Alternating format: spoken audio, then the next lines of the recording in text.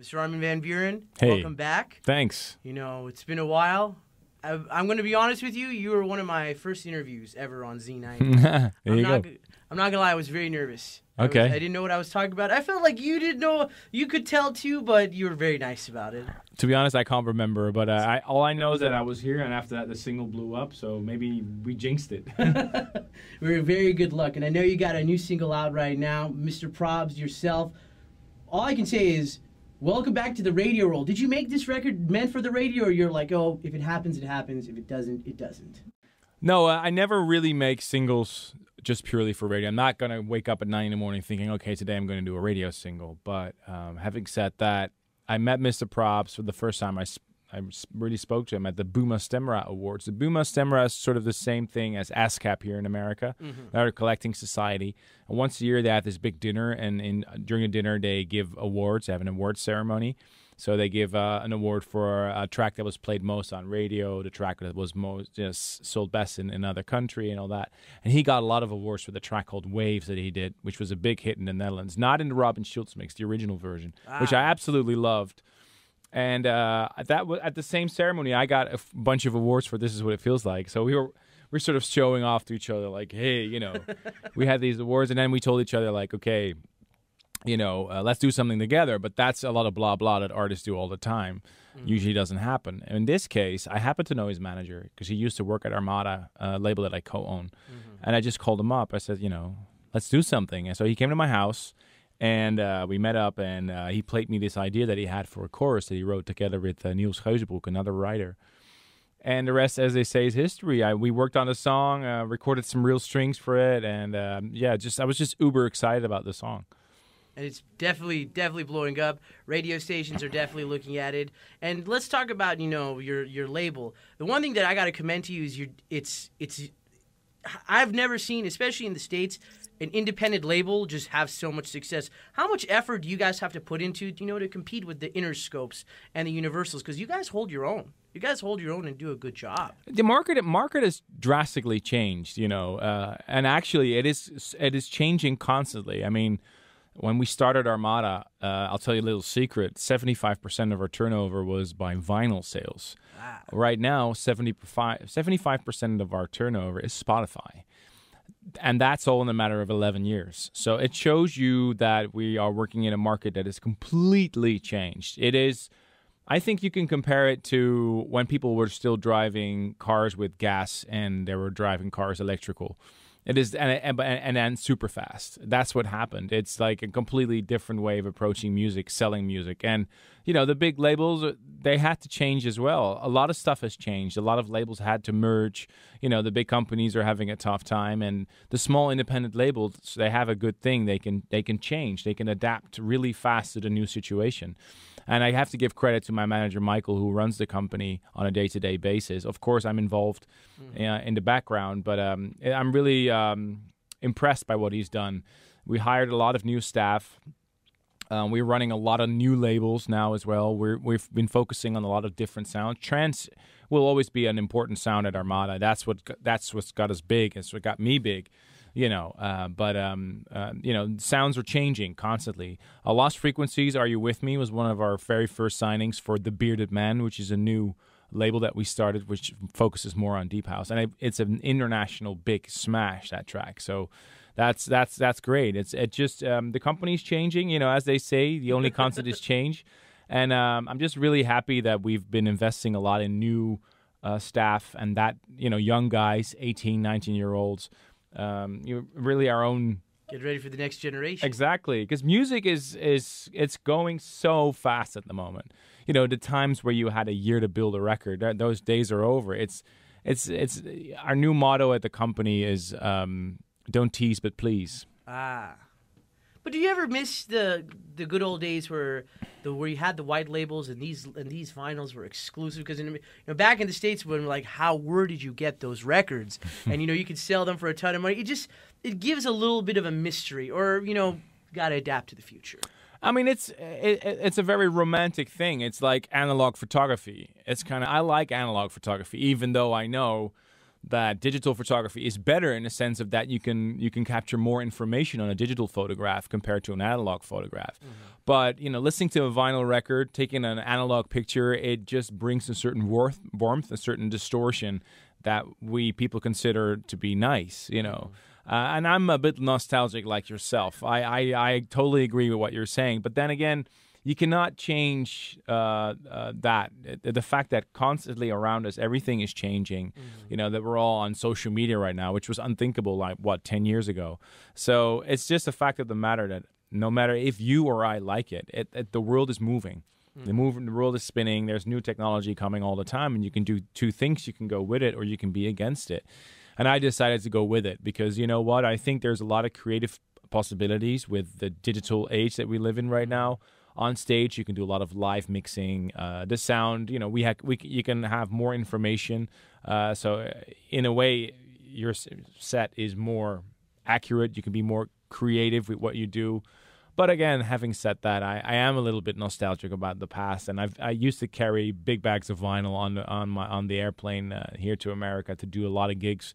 I only switched from vinyl to CD in 2006, so I was like one of the last of the Mohicans, Bless your heart. Can I just say that? Yeah. Bless your heart. That's awesome. And speaking of the things that you do at your shows, I was at your show last year in San Diego. Can I just say I have never seen so much in one production. You had a band. You had people singing. It was not a typical thing. You're like, I'm going to go see a DJ spin. It was a full show. How much time does it take to make that production? Oh, it was a lot. We actually rehearsed. I think I'm the first DJ that ever did a tryout show, like what they do in theaters. But it was incredibly inspiring to work with such a big group of people, to travel around the world. Normally I would just show up with a bag of records and maybe my tour manager and a light guy. And now we traveled the world with a group of 35 people.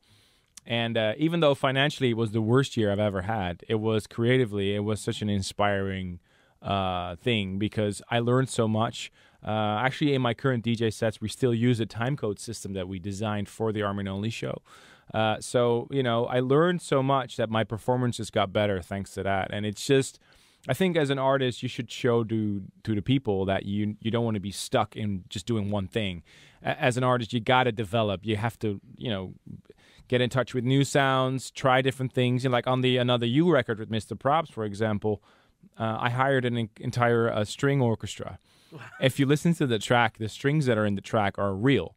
So you can actually hear it because they're not exactly on time. They're a little bit off, but that gives it the human feel. So I was actually conducting an orchestra, That's crazy. And it's great because I'm not a conductor. I'm not a musician in that sense, but it's great to learn. I learned so much from that experience, and I think you should show that to your fans.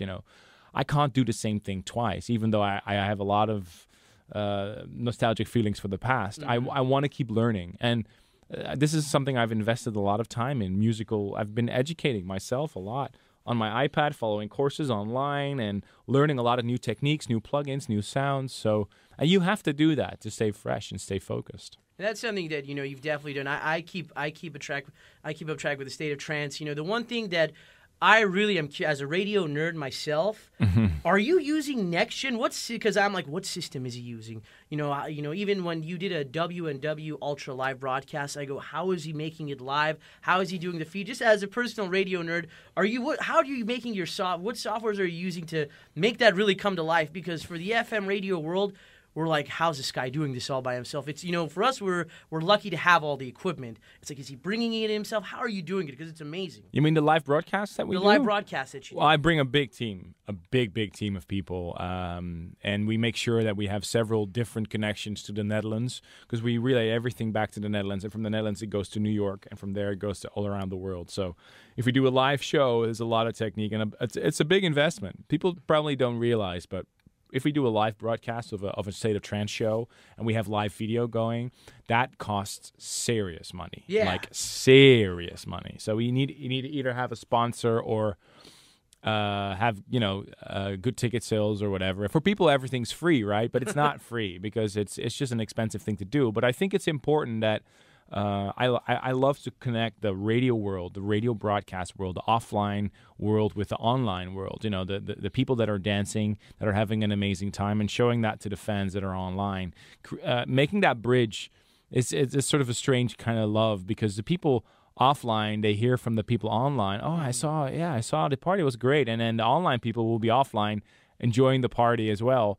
Having sat there offline, I mean, they're actually on Facebook most of the time making pictures and stuff. So it's funny to see the marriage growing between the two worlds, online, on air, and the people dancing on the dance floor. You know, the experience is sort of growing more towards each other. And if you see the video, I see a lot of people that, one of my mottos is, let's turn the world into a dance floor. How do I want to achieve this? Very simple. By asking all my fans to turn on their television, their computer systems, stream the event live in your living room. And we did this a lot of times, and we saw people, we got a lot of footage back from people in India, from people in Moscow, people in South Africa, tuning in, seeing the live broadcast, and relaying that back to us. So that gave us like a feeling like, wow, we are actually turning the entire world into a dance floor, because the party's not only happening here right in front of us where we have 20, 30,000 people. There's all kinds of mini parties all around the world, people having barbecues, inviting friends over, like 100 people in India. There was this guy that had 100 people over at his house, and they were streaming the show. So and that is great. Shout outs too. That's the cool part. You shout like, hey, and you air it. That's just, that I was like, wow. Yeah, because you connect. That's what we want. We want to connect. Even though we have social media, there's so many people who are feeling lonely and are unhappy.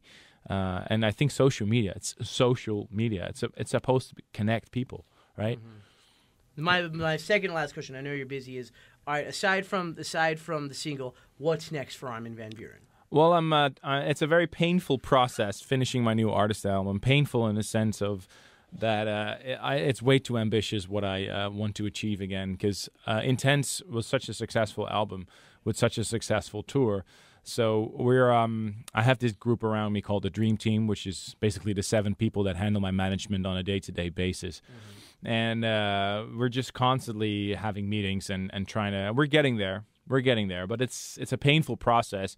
Also because if you do a track like, for example, with Mr. Probz, he's a big artist. Why is he a big artist? Because of course he's a great singer, and he looks great on stage, blah blah blah. But he's also a perfectionist. There's a reason why a guy like Mr. Probz is successful. You know why? Because these guys work. They work so hard to make everything perfect. And it drove me nuts, man. Seriously, he was in my studio Christmas Eve because the track was done, but he was listening to it in his car, and he said, dude, I need to come over. I need to fix a few things. My wife was furious because I was in the studio. This is a true story.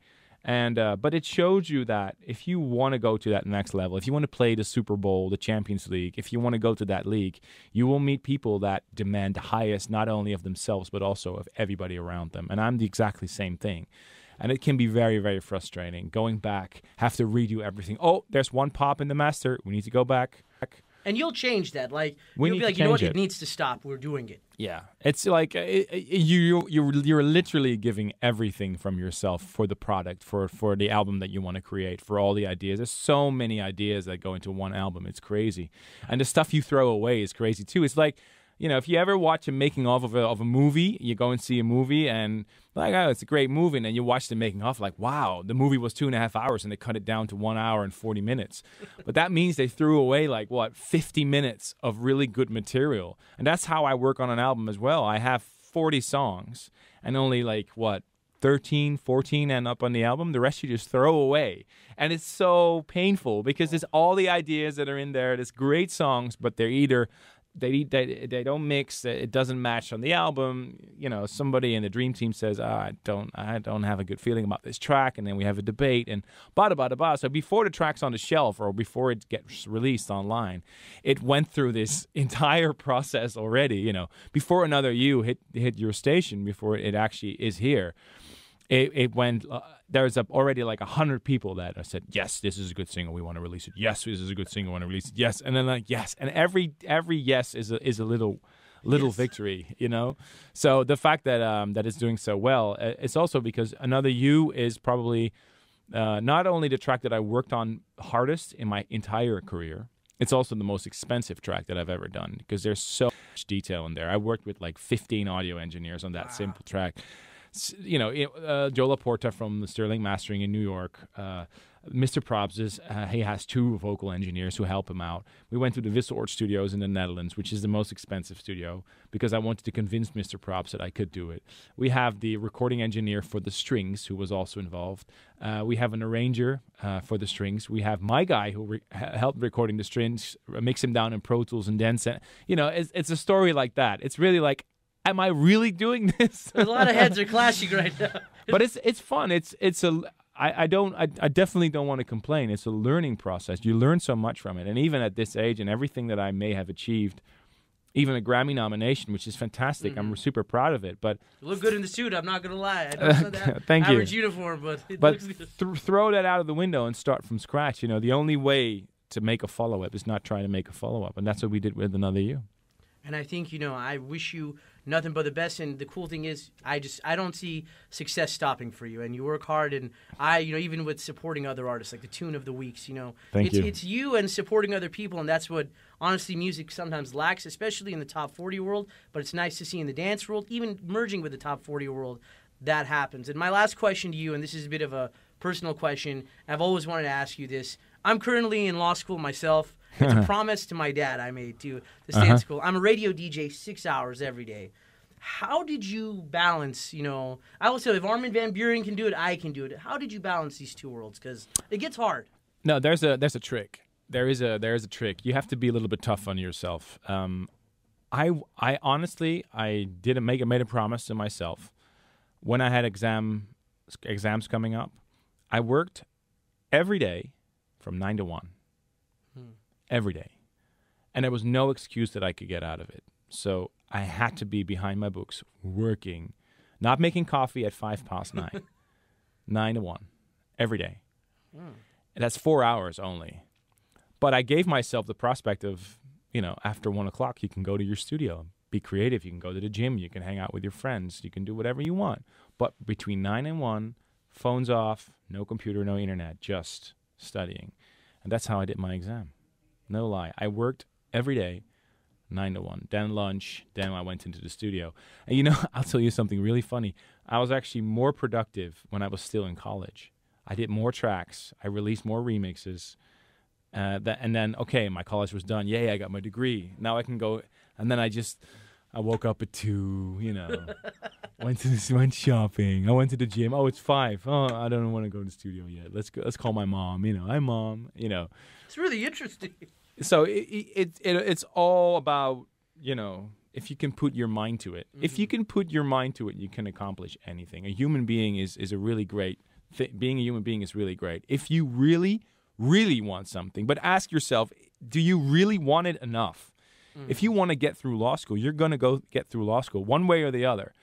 It's a painful process, like I was just telling you with writing and with making music, but if you really want something, then you can do it. It's very simple, and I'm convinced you can do it too. If you cannot get there, you just don't want it hard enough. That's the only thing. That's a good point. Well, on that note, Mr. Armin van Buuren, thank you for the inspiration. Wish you nothing but the best. Thank you, man. Thank you so much. Thank you.